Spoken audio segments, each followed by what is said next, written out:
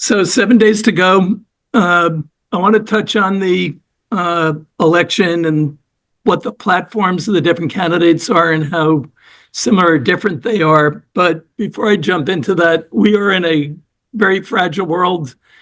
The BRIC nations are meeting, and I think there's a big deal at play here that we have to really focus on, which is there is a battle for dominance in the world and a shift of power going from the G7 desired to be shifted over, if you're China and the BRIC nations, to their way of views. But you can see here the size of the share of the economies of the BRICS plus versus the G7 versus the other nations. And I think we're really at a point where there'll be a lot of shifting of the chairs in the coming period.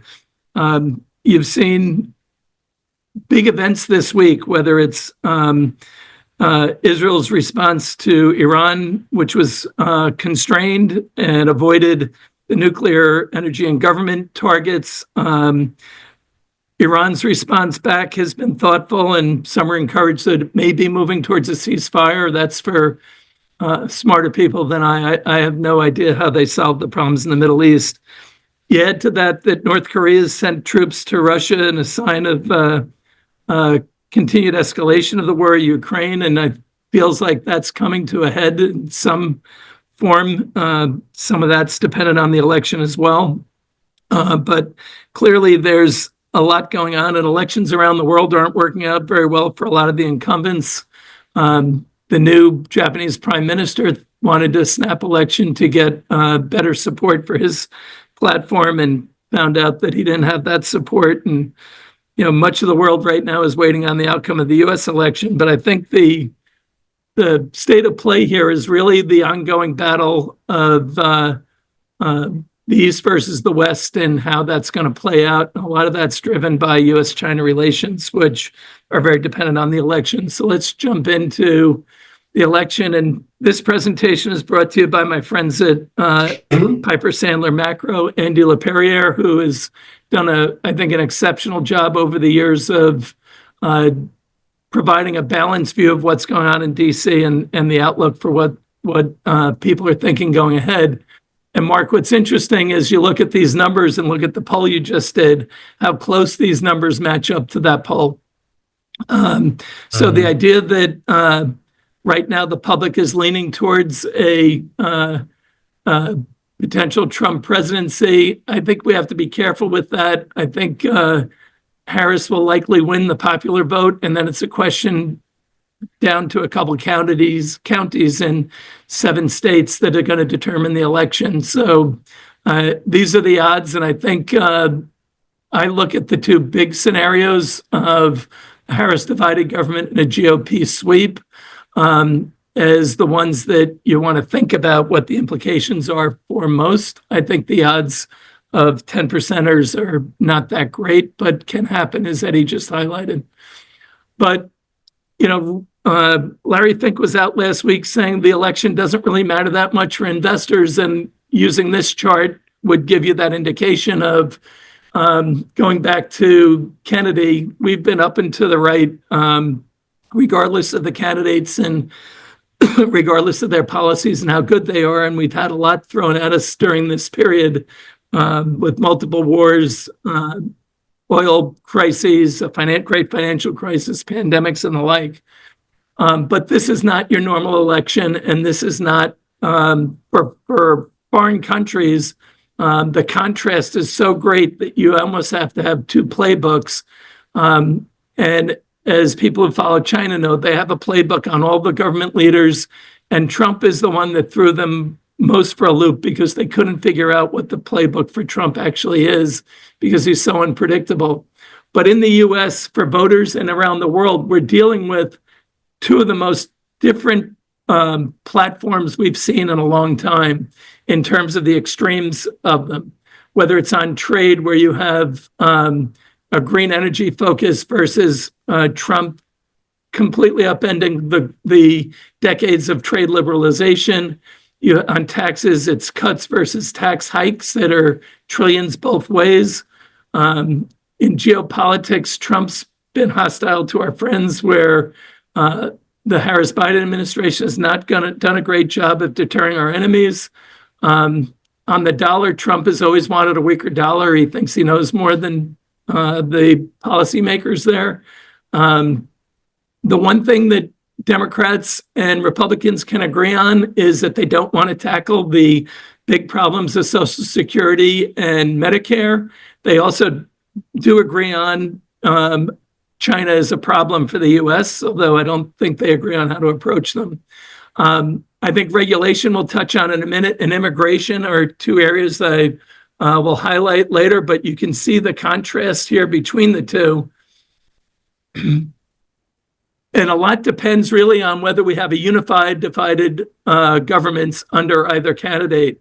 And you can see the differences, what it means for the Jobs Act that went in, and what gets extended, what gets retired. Other tax increases like the SALT tax is one that could have some interesting deductions. That's state and local tax deductions that went away with the Trump taxes. The Democrats would like to bring them back because they hit mostly Democratic states. The IRA will have some pressures if Trump wins on a sweep. You could see a repeal of some of the IRA credits around green energy. Tariffs is going to be a big one. Andy and team are of the view that Trump could do a lot on China, but the across the board 10% he believes would require Congress, if not have legal implications around that. And then you'll see big changes in mandatory spending, whether it's a Harris or a Trump win, and depending on the makeup. But a lot will go around defense spending versus non-defense spending there. But I touched on some of the areas that are problematic, and I want to touch on regulation, because when Andy produced this report, first saw these numbers at Piper Sandler, he actually went back to the American Action Forum to check to see that there wasn't a data error, that the amount of regulations that have come in under the Biden administration were so extreme relative to the rest that I don't know if you saw, but yesterday Jamie Dimon went on a rant about Basel III and the overregulation of banks and what it means, and the misregulation of banks and what it means for the financial system and for lending going forward and for growth. So this is one area that you'll see a big difference, whether it's a Trump administration or a Harris administration. And I think this is one of the areas that for small businesses, these increased regulatory costs are crippling, particularly when you combine them with increased input cost, and you combine them also with the fact that they may have higher taxes under Harris administration as well. Small businesses could see some real issues here, and they have higher interest costs as well. So this is an area that I think from a small business perspective, a Trump candidacy may be very different than a Harris administration would be. On the other hand, Trump can undo some of the good by lowering regulation by his tariff proposals, which could bring us back 40 years or back to the 1940s. So the question that we have to ask is this real policy that he plans on forcing through, if he can, or is this a negotiating tactic? I think on China, a lot of it will be real. I think on the rest of the world, it'll be more negotiation, because I don't think he can get through an across the board 10% tariffs. And I don't believe this policy is particularly good to offset his lowering of taxes, if that's what he's planning on doing. So I think there's a flaw in this kind of logic from an economic perspective, but I think both parties are putting unusual economic policies with the hope that they'll have a better outcome.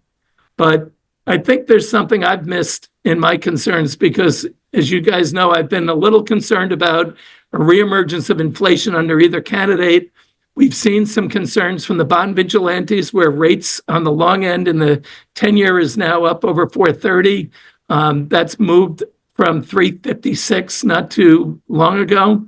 I think the market's weighing in the fact that Trump's going to expend the deficits considerably. And I would just say that I was of that view until a couple days ago, and I heard a call with Charlie Cook of the Cook Report, and another one that Piper Sandler did. And they looked at these big spending items that may get passed under the Trump plan. And in Andy's view, and I come around to this view that on Social Security, it's going to be a non-starter for a lot of the conservative Republicans, and even some of the Democrats will see this as too crippling.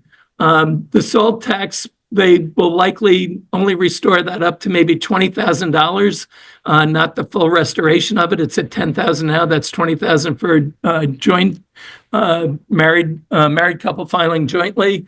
So a $10,000 increase on that. That will not be a $1.2 trillion item.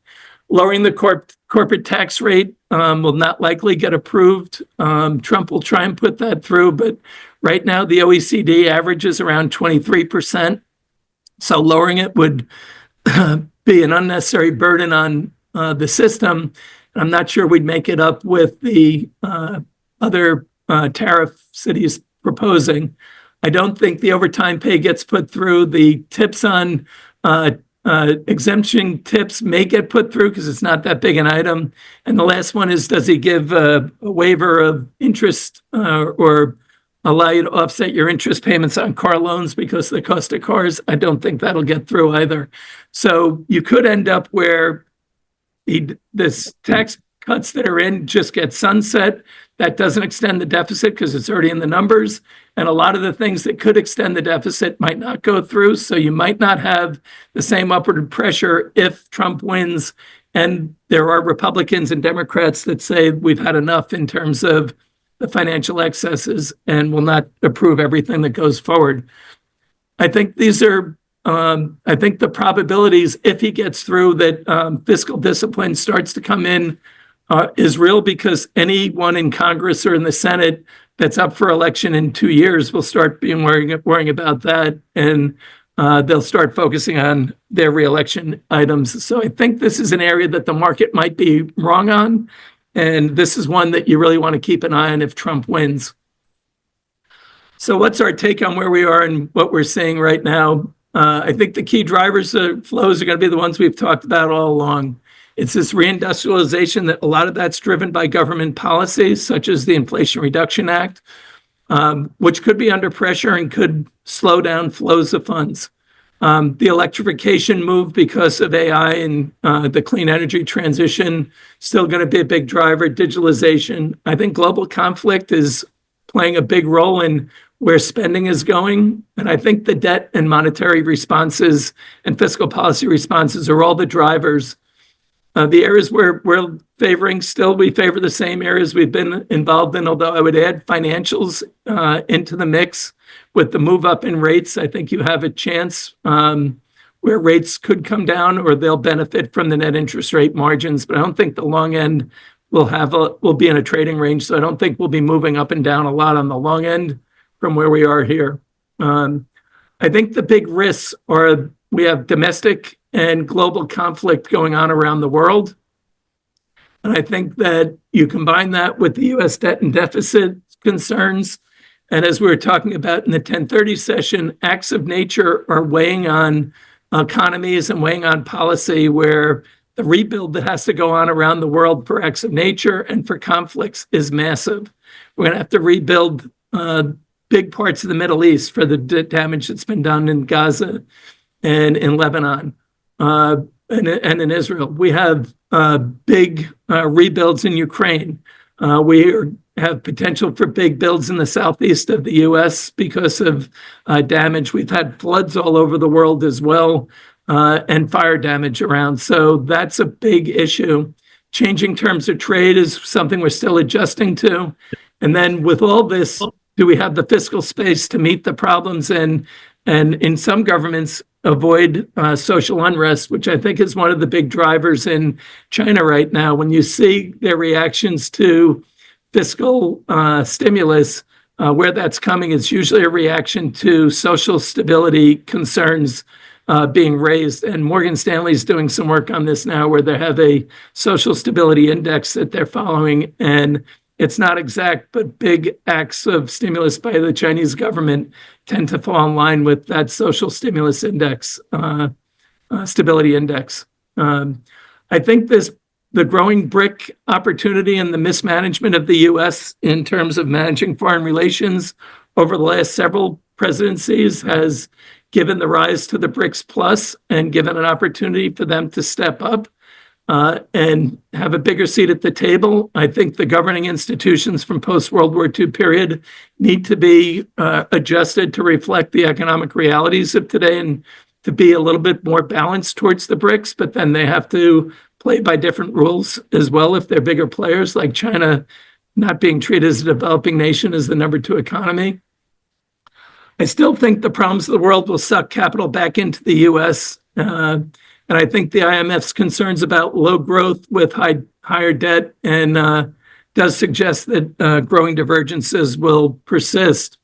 But through all that, and this is a statistic from Deutsche Bank, but in 13 of the last 15 presidents have overseen annualized stock returns each of 10 to 17% gains during their terms, regardless of party affiliation. And this period of the year tends to be an exceptional one for the markets from November 27th through the end of the year. In election years and non-election years, we've had very strong returns in both the S&P and the NASDAQ. It's even bigger in election years in the S&P and a little bit lower in the NASDAQ. But as you can see, we averaged 6% returns, over 6% returns in the 6 months following, versus 1.6 prior. And in years when you had big market returns in an election, you tend to have even stronger returns than the 6.6. So I think we, for all the problems, are still going to see the markets continue to move up because I think the global economy is still being supported by excessive stimulus and low rates that are with fairly full employment in most of the world. And I think that sets up for a reasonable opportunity to make returns going forward, but not an exceptional one because things are a little dicey right now. So Mark, I'm going to stop there and open it up for discussion. Thank you, Stephen. Hi, Stephen. It's Dieter. Yeah. Hi, Dieter. I have a question for at this first slide where you show the GDP and BRICS versus G7. Yep.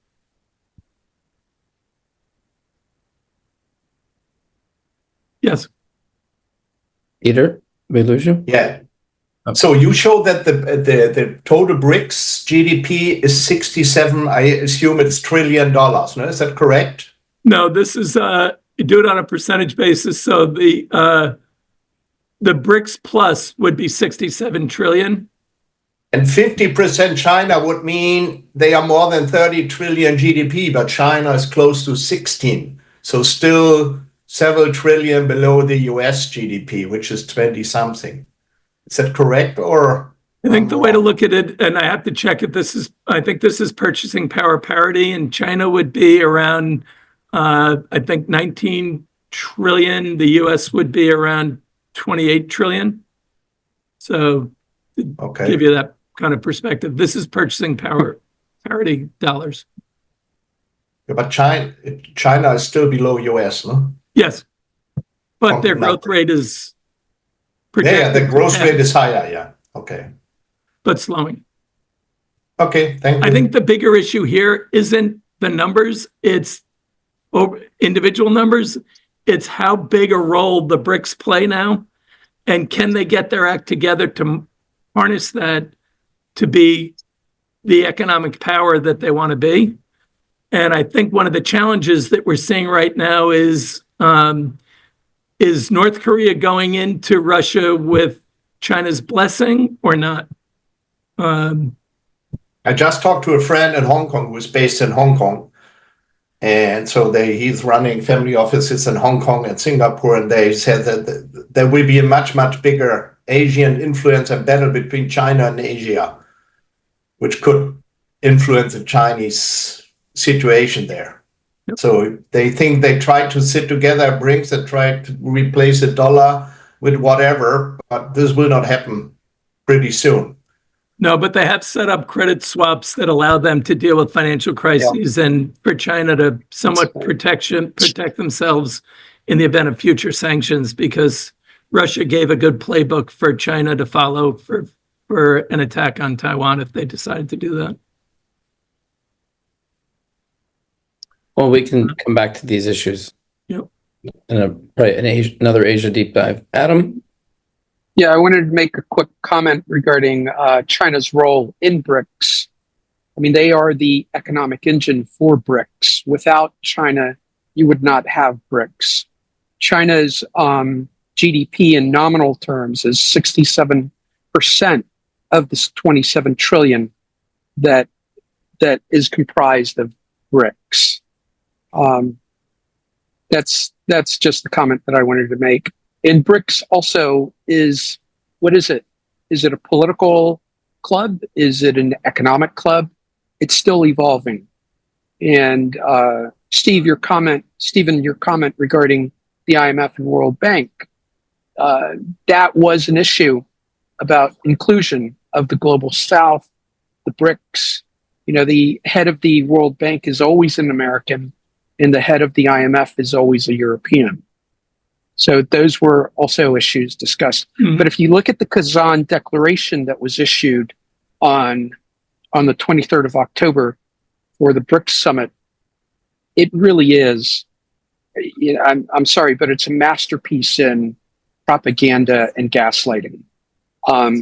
You can see Russia's fingerprints and Iran's fingerprints all over it. Israel is mentioned 8 times regarding Middle East conflicts, and Ukraine is mentioned only once. And it's not mentioned in terms of the war.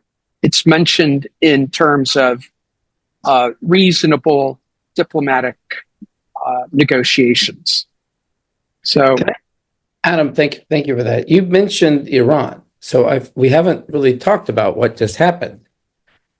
I'm fascinated what I'm reading. I wish we had Hamlet here to help interpret. Me too. In terms of militarily or economically? Diplomatically. Okay. Have you ever seen or heard top diplomats from Iran talk like they're talking right now? Well, I'm not an expert in Iran. And am I correct that basically their air defense systems which were Russian built, were yes, decimated, and they are naked, and they know they are. That is what I'm reading as well. Let's just pause and reflect on that. Does everyone see it the way I'm hearing it? Yeah, all the reports. There's a corollary. Sorry, go ahead. Go ahead. Yeah, go ahead, Jonathan. I was just going to say that's absolutely true, at least according to what I've read in the press, which is I'm sure what you've read in the press. But the corollary to that too is that we have spent so much money or so much of our ammunition on Israel's air defenses that our stockpiles are starting to run low. So on the one hand, yes, absolutely, that showed the issues with the Russian defense systems, and B, the fact that it left Iran naked. On the other hand, the concern that we have is our own stockpiles are starting to run low. The cost to replace them is very high, and the time it takes to replace them is high. And now we've got 3 potential things going on at the same time. Well, this is also a war of attrition, not just of soldiers, but also of armament and equipment. I mean, when you consider that they're using Russian-made air defense systems. Russia's not exporting any arms anymore. Everything's going to the front. It's going to the war. Hence the reason why they're getting supplies from North Korea. And the drones that are being supplied by Iran, they're no longer being supplied by Iran. They're being manufactured in Kurdistan. It's the Iranian technology, and they're upgrading that technology. They're adding to the sophistication of those drones that they're manufacturing in Kurdistan. So it's a war of attrition between the West and the autocratic bloc. So Michael and Alan, let's weigh in. Michael, you got a question, comment? So a comment, and it kind of echoes what Adam's saying, but the reality is that pretty much everybody thought that we wouldn't see these large scale World War II style wars of attrition, as Adam says. And so pretty much all countries have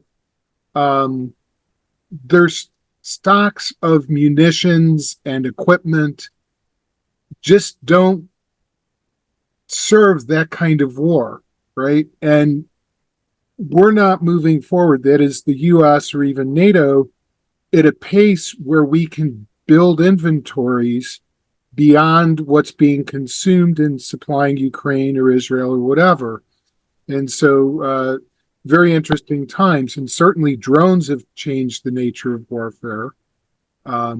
So like I said, we live in interesting times. Thank you, Michael. Alan? Just a brief little anecdote. I was talking to a friend of mine who's probably one of the top technologists in South Africa. He works for one of the largest retailers down there. And, just to give you an idea about that, you mentioned Iran and Russia's influence. You had Ramaphosa, the president, with the BRICS conference, very up and, front and center with Putin last week. But more importantly, the PIC, which is the largest pension fund in South Africa, was coming to visit them. And he was asked by his management not to present because he's Jewish. And it's alarming. And I mean, but it just shows you how deep this has gone into some of these countries. And, you really have a lot of push going with the, whole Gaza Israeli mentality. But again, the fingerprints of of Iran and Russia, really playing that chess game throughout BRICS is there. It's something just to understand, because you never thought that this could happen, but it's going on. Anyway, just a comment. Thanks, Alan. Bruce? Yeah, so I spent a couple decades in the military, and from a military tactical point of view, what the Israelis just did was send two messages. One, we can attack at will currently. And once you're blind, we can attack at will, randomly and tactically and very discriminately. The reason they did that was so they're setting up the post-November 6th environment, because Biden would have freaked out if they'd gone in and done something that would have affected the price of oil or anything else. So they said, okay, look, all we're going to do is lay the groundwork for the next president. And if it's either one, who knows? What they're going to be able to do is go in with precision and pick apart Iran as they want and as the world allows. On the war of attrition side, it's interesting. The guy that really won the Second World War was Henry Ford, because he discovered the way to build things quickly. And the way America was able to transform into the ability to produce 1,000 bombers a month and this kind of stuff was just insane. The Germans actually built better stuff, but they just couldn't build it fast enough because they have that methodology. So, and that methodology really doesn't exist in most parts of the world that we're worried about.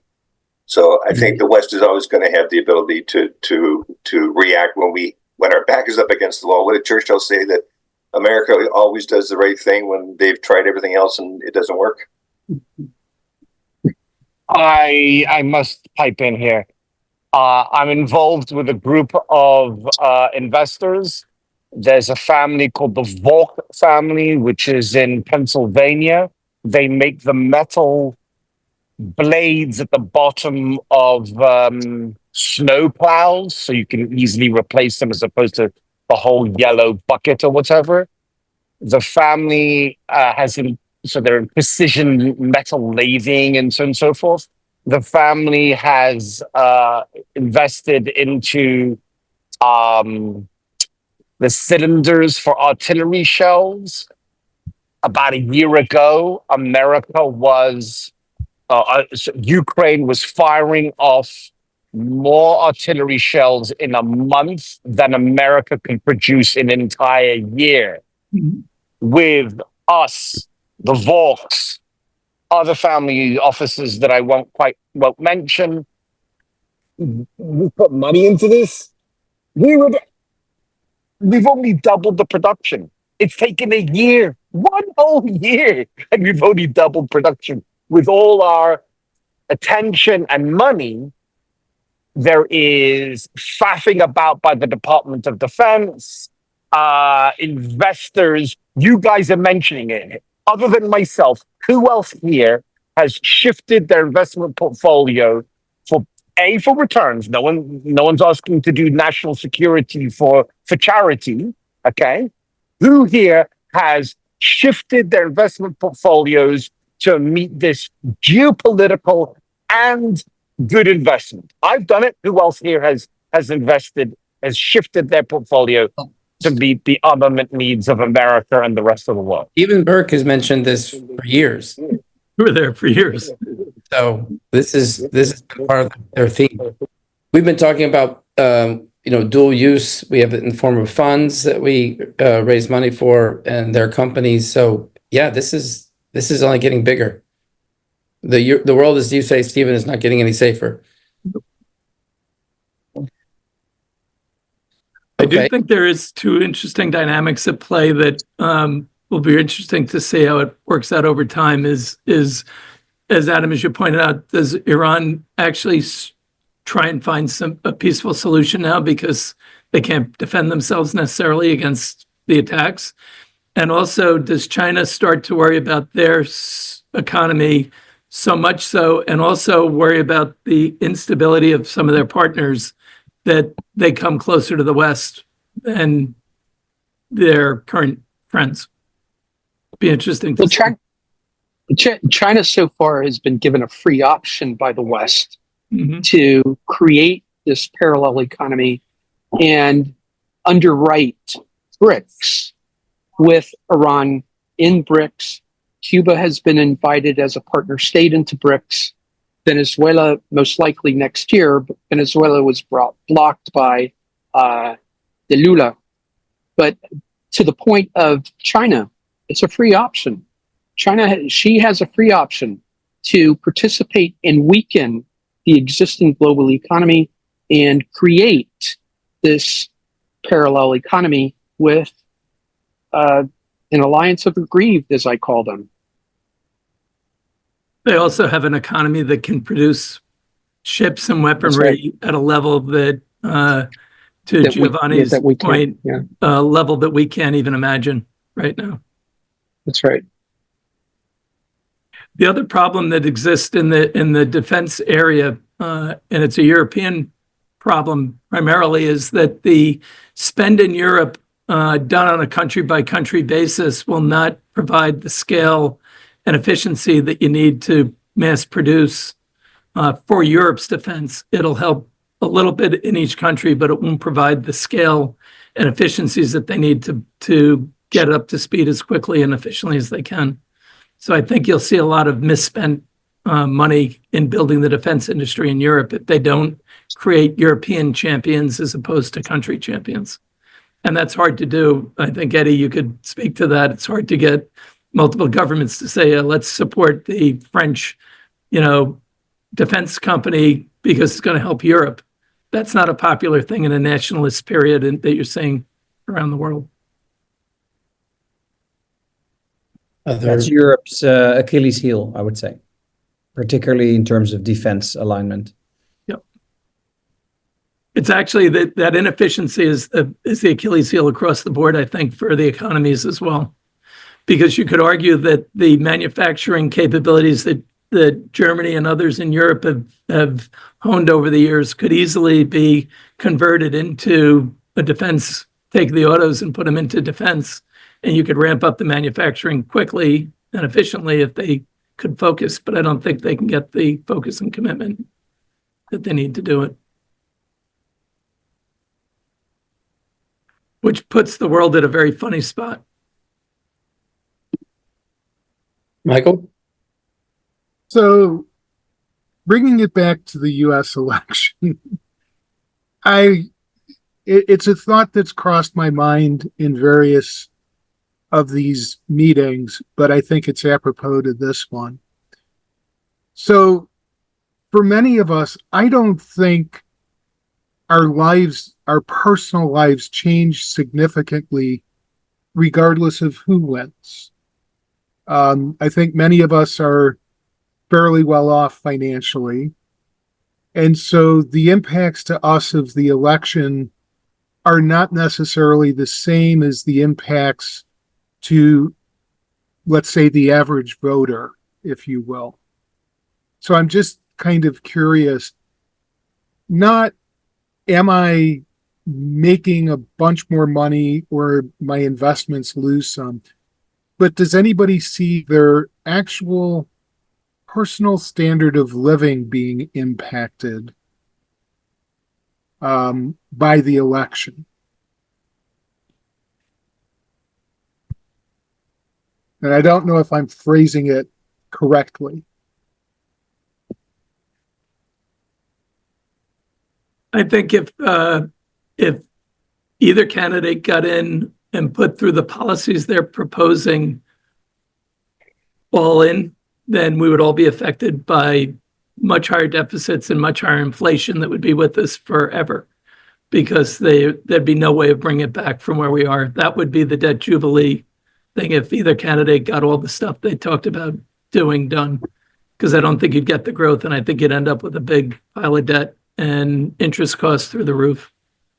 But that's not what I'm asking. So, Stephen, like, do you see yourself not being able to have food on the table or a roof over your head or living somewhat comfortably?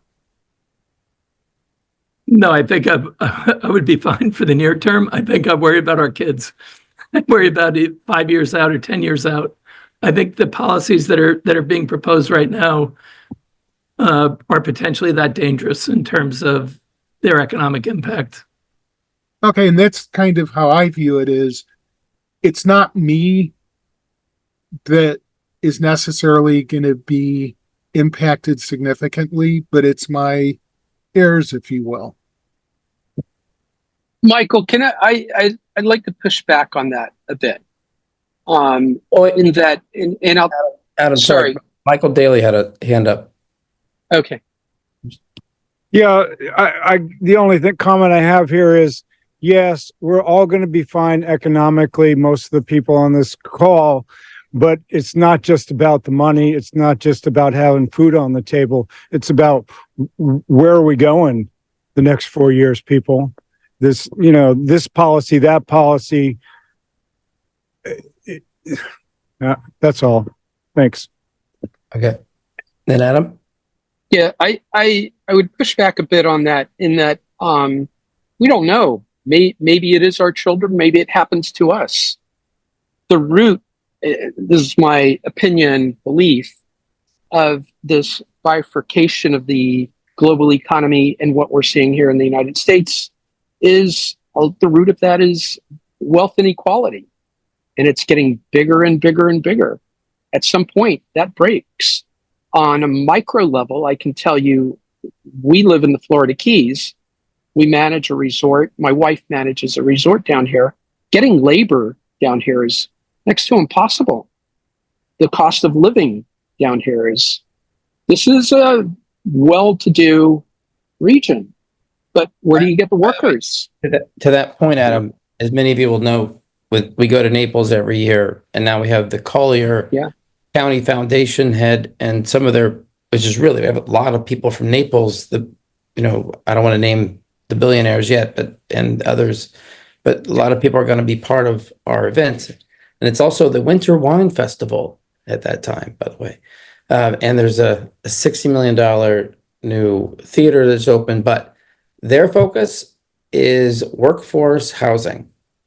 They're creating housing, basically, they're making room so that their workforce have affordable housing in Naples. Otherwise, it's just not a sustainably growing community. I wonder if Yeah. a boxable. My friends are just saying Key West is a fantasy fest. It looks funny. Key West what? Key West is a fantasy fest for 1 week. And they sent me videos. They anchor there with a yacht. I see. So it's very funny there. I wonder if our Yeah, friends there's- at Boxable, Mark, would like to get in on that Naples development. Boxable just announced a little project where they put up 12 little, dwelling units on slabs of concrete, pretty low cost, pretty quick. You mean blockable? Oh yeah, blockable, right? They're like Boxable, aren't they?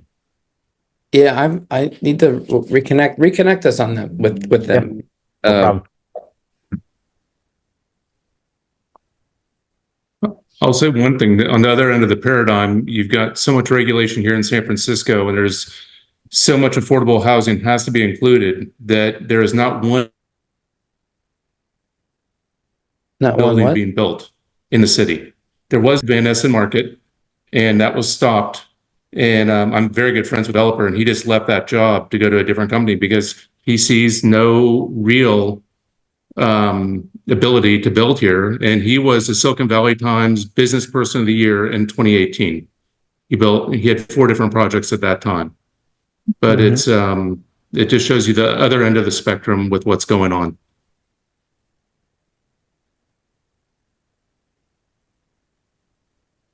Mark Bruce has his hand up. Hi, Bruce. Yep.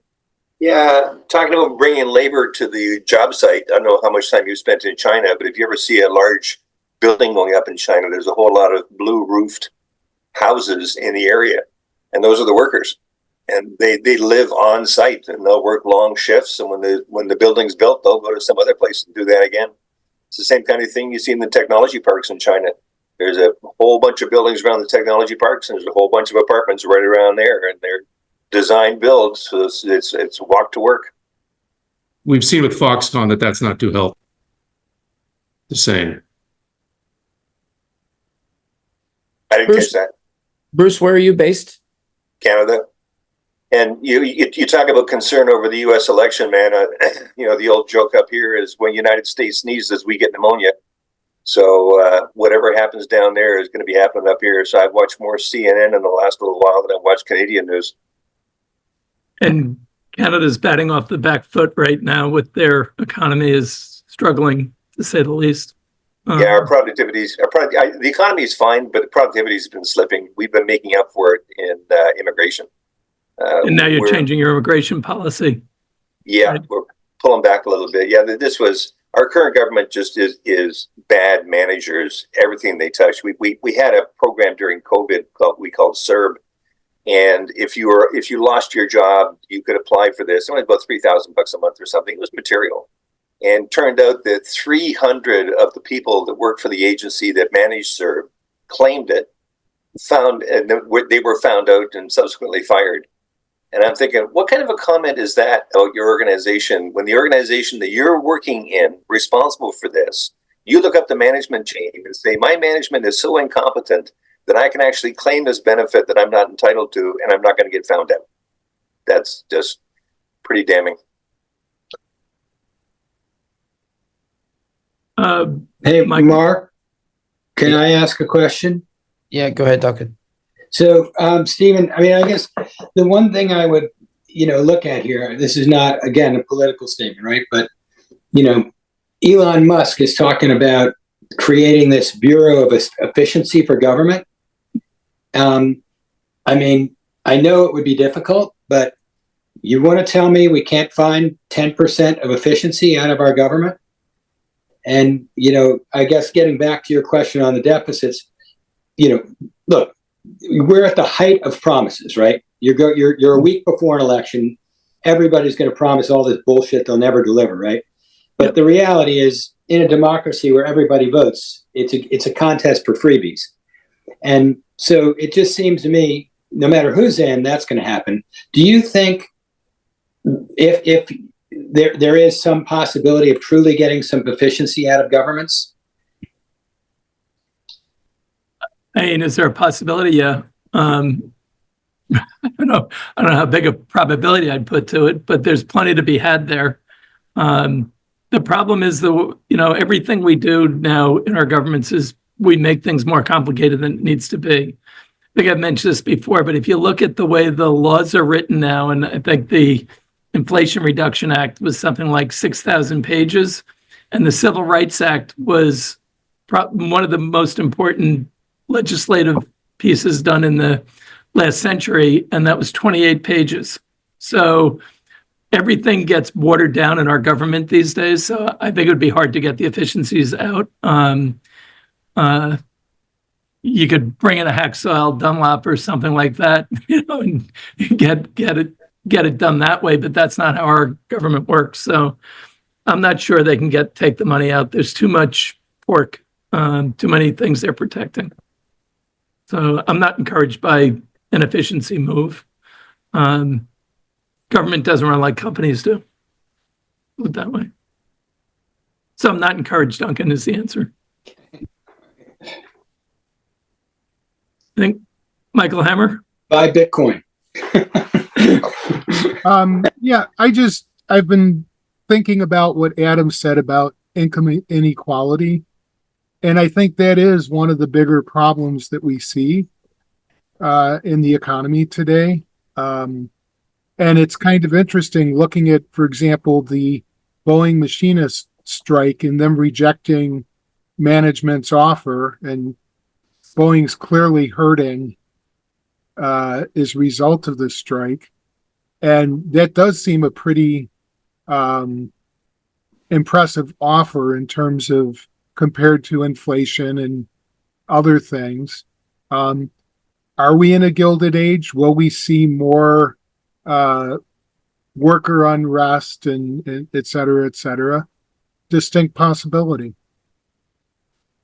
Be interesting to see if you're at a fairly full employment period, so labor has more power than they do in other periods. I think and the economy's been strong, so if things weaken, then I'm not sure that labor has the same ability to get their demands. And I think they're just saying this is their time.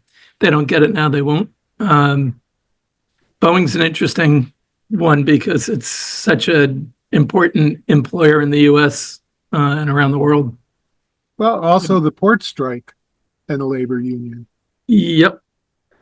Yeah, and there's I think globally there's something like a shortfall of 3,700 planes that Boeing and Airbus have for deliveries that they're not going to meet by 2030.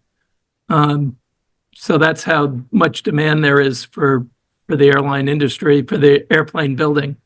Can they get it squared away? That's the question.